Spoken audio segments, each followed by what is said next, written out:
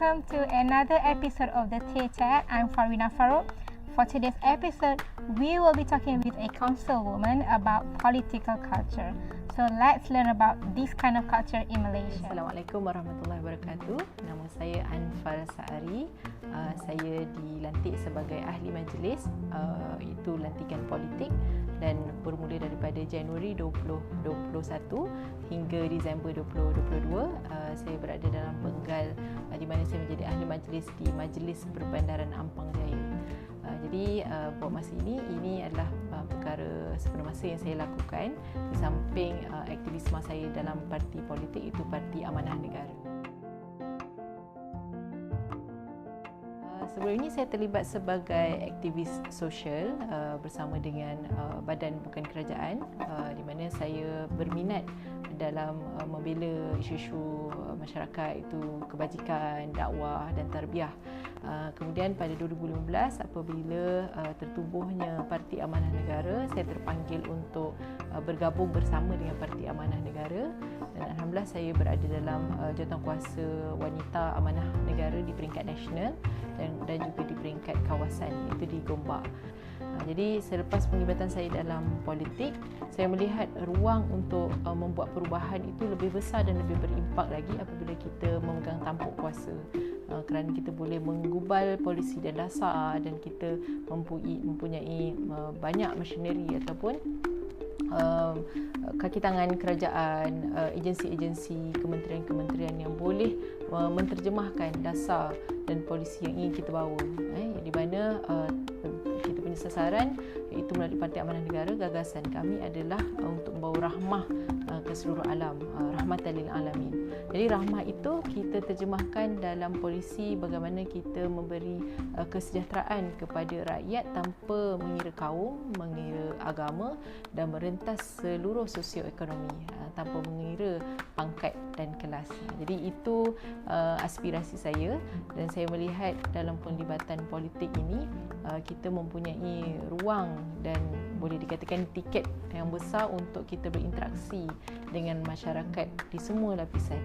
Itu antara sebab kenapa saya terlibat dalam bidang ini, dan banyak lagi yang perlu saya belajar, dan setiap hari ada perkara baru dan sangat menarik untuk diteruskan.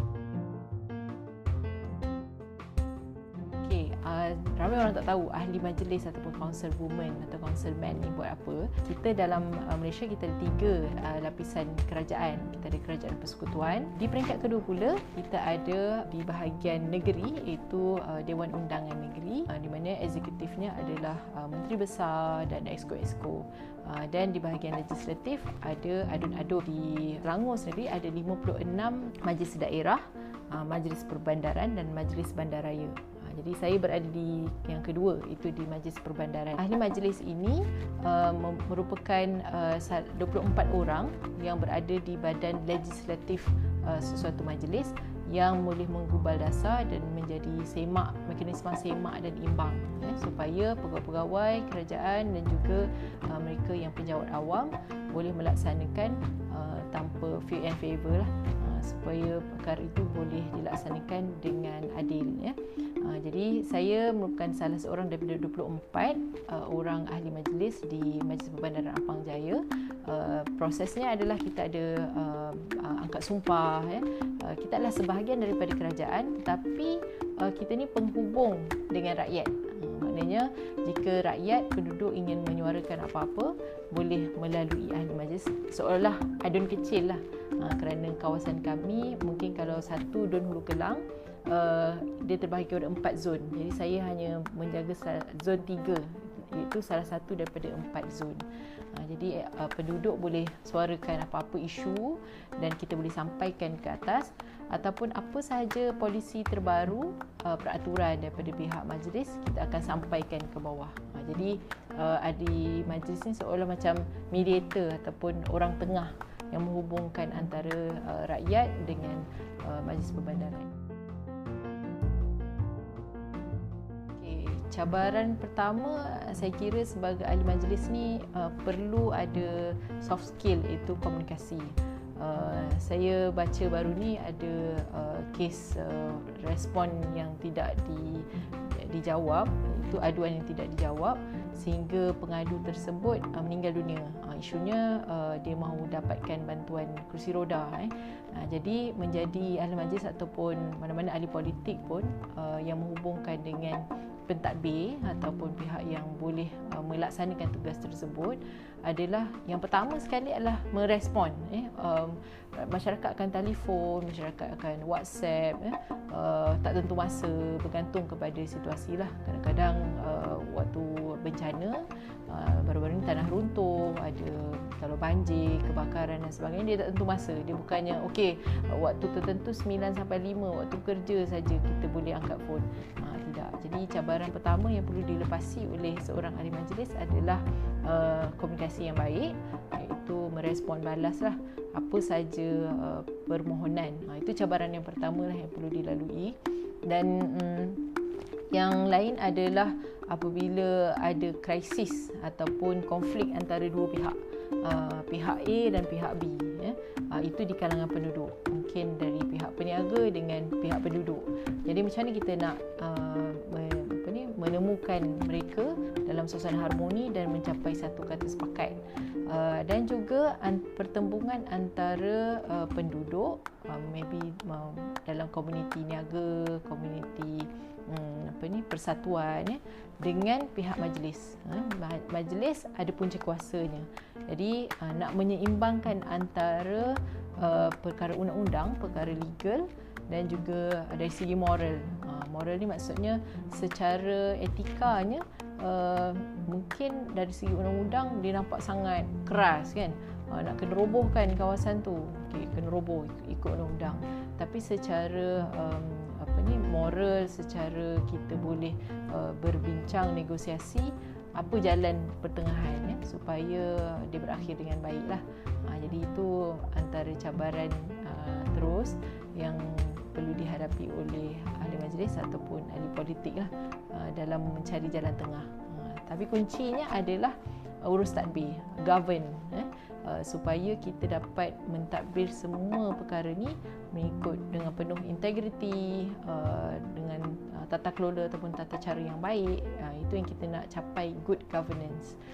Tanpa keseimbangan antara dua perkara ini, mungkin ada pihak-pihak yang terluka dan juga undang-undang itu tidak dihormati kan. Kita mahu kedaulatan undang-undang, keluhuran perlembagaan, tapi sekiranya tidak dihormati, seolah semua orang boleh mencipta undang-undang mengikut nafsu dan kehendak mereka sendiri.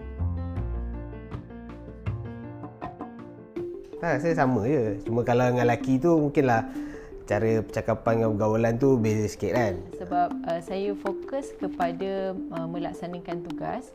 Sekiranya ada isu-isu tempatan, kita berusaha untuk menyelesaikan sehingga tuntas.